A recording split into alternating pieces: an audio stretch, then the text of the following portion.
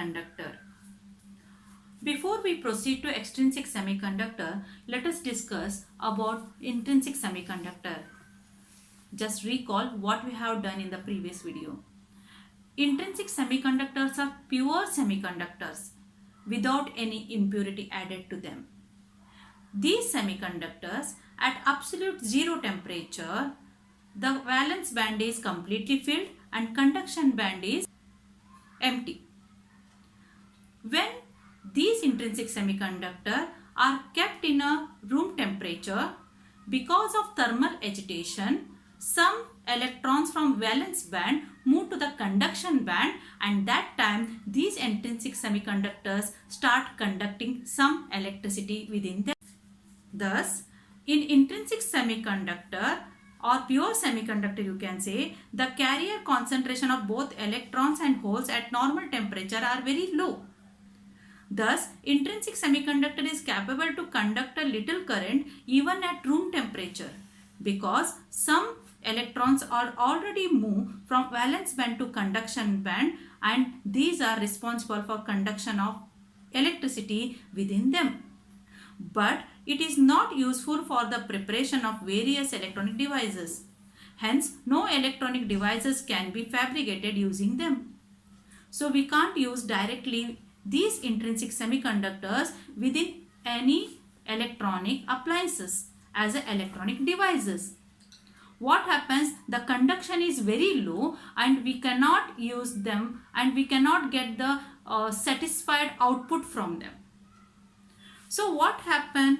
To get appreciable current density through these semiconductors, a large electric field should be applied. So to increase the electric field within them, what we have to do?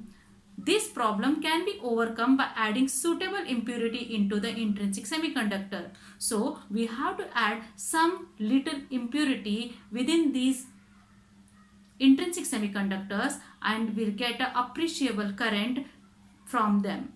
So addition of small amount of suitable impurity to an intrinsic semiconductor increase its conductivity appreciably. So what is this thing called as? Adding impurity, what we call in physics this one as. So what is this what do you mean by adding impurity? In physics, we call this adding impurity, the concept where we are adding some impurity to these intrinsic semiconductors, we call them as, the concept is known as doping.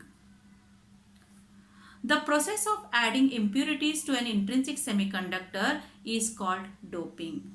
Yes, why we are adding some impurities to intrinsic semiconductor? Because the conduction is not proper. Yeah, conduction within them is not suitable for our use. So we have to add some impurity, and this process of adding impurity to an intrinsic semiconductor is called doping.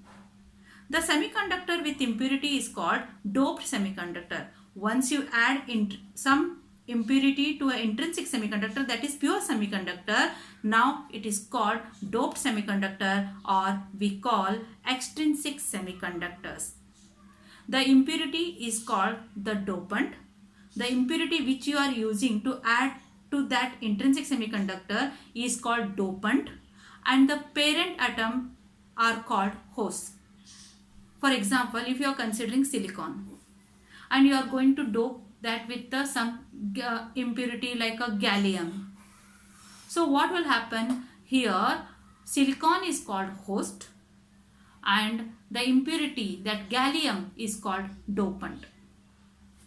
The dopant material is so selected that it does not disturb the crystal structure of the host. Very important. You might have studied crystal structure in chemistry. Every atom have its own structure. So when you are adding some impurity, when you are choosing any element as an impurity to these intrinsic semiconductors, you have to keep in mind that it should not disturb the crystal structure of host. The size and the electronic configuration of the dopant should be compatible with that the host. Means it should suitable for those host.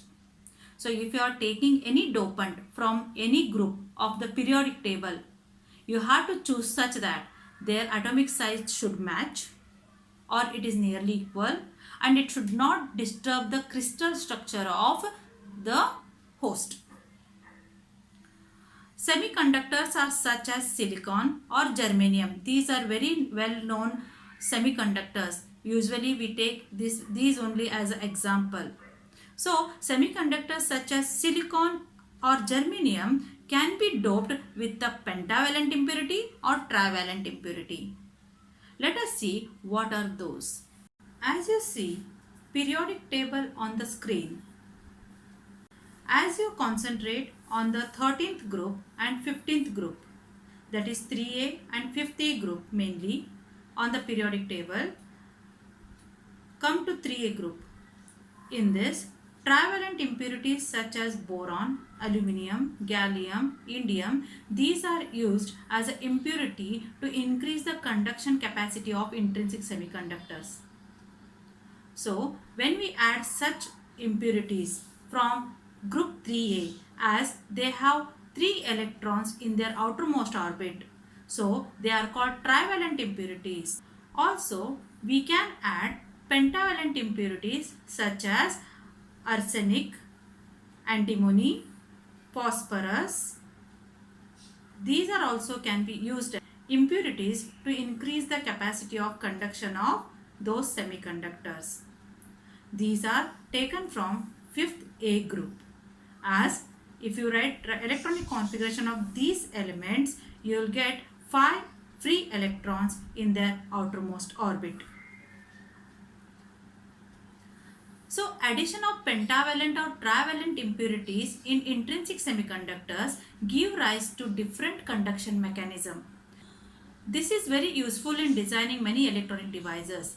Yes, after adding some impurities to intrinsic semiconductor, it get convert into extrinsic semiconductor, and obviously these semiconductors after doping are very useful in designing many electronic devices.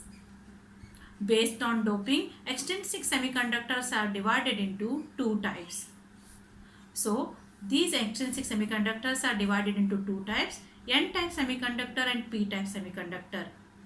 When you are doping with a pentavalent impurity, that is from the group 5th A, from the periodic table, you are taking elements from those and you are using those elements as a impurity for a doping purpose, which have a 5 electrons in the outermost orbit, then such semiconductor, such doped semiconductor is called N-type semiconductor. If you are taking impurities from a 3A group, that is the trivalent impurity, and the impurities which have a 3 electrons in their outermost orbit, which belongs to 3A group, then after doping with such impurities, those semiconductors are called as P-type semiconductors.